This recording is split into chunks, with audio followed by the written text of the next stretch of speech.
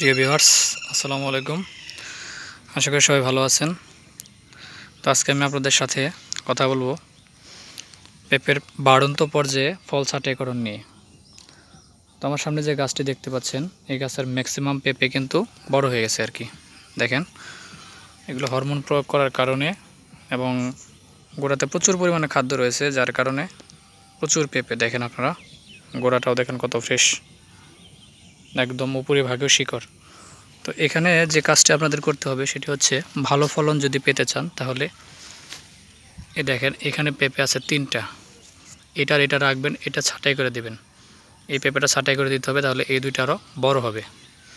নয়তো এই 3টা যদি রাখেন তাহলে এই 3টা ফলে ছোটো হয়ে আসবে। সো এই কারণে এই একটা পেঁপে ছাঁটাই করে দিবেন। সেম নিচে দেখেন এই পাশে এই পেঁপেটা কিন্তু বড় হবে না, এটাও ছাঁটাই করে দিতে হবে। এই পাশে রয়েছে 3টা, এখান থেকে একটা ছাঁটাই করে দিবেন, যেটা এই যে দেখেন এটা মাথাটা কিন্তু বাঁকা, উপরেও রয়েছে। এই কাজগুলো করবেন, তাতে আপনার পেঁপের মানটা ভালো থাকবে। কথায় আছে যে ছেলের মতো ছেলে একটাই যথেষ্ট, 10টা লাগে না। তো সেটাই আর কি, ফল বেশি লাগবে না। তো 2টা করে ফল রাখতে পারেন, সর্বোচ্চ 3টা ফল এক ঝোঁকাতে কখনোই রাখবেন না, সেক্ষেত্রে আপনার ফলন কমই যাবে।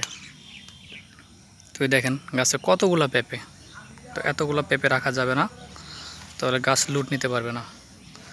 তো এই কাজটা আপনারা করবেন বিকেলবেলে, এবং এই পেঁপে ছাঁটাই করার সঙ্গে সঙ্গে আপনারা ছত্রাকনাশক হিসেবে মিনকোজেব গ্রুপের ছত্রাকনাশকগুলো স্প্রে করবেন। তাহলে যে বোটাটা ভাঙবেন সেখান দিয়ে কোনো ছত্রাক ঢুকতে পারবে না, এবং পরবর্তীতে কোনো ফলে এই রোগ আসবে না, বা কোনো ধরনের রোগ বালাই ঢুকতে পারবে না। তো এই কাজটা আপনারা করতে পারেন ভালো ফলনের জন্য। আমার যারা ভিউয়ার্স রয়েছেন তাদের উদ্দেশ্যে আমি একটি কথাই বলবো, পেঁপে একটি লাভজনক ফসল। কিছু পন্থা অবলম্বন করলেই এক্ষেত্রে ভালো লাভ পাওয়া সম্ভব। তো সেই জন্য আপনারা, আমি আমার ভিডিওতে যে কথাগুলো বলেছি সেগুলো আপনারা মেনে চলবেন। আমি ইনশাল্লাহ আশাবাদী আপনারা ভালো ফলন পাবেন।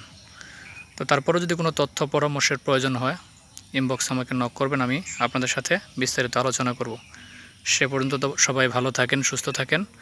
পরবর্তী ভিডিও নিয়ে আবার হাজির হব। আজকের মতো বিদায় নিচ্ছি। আল্লাহ হাফিজ।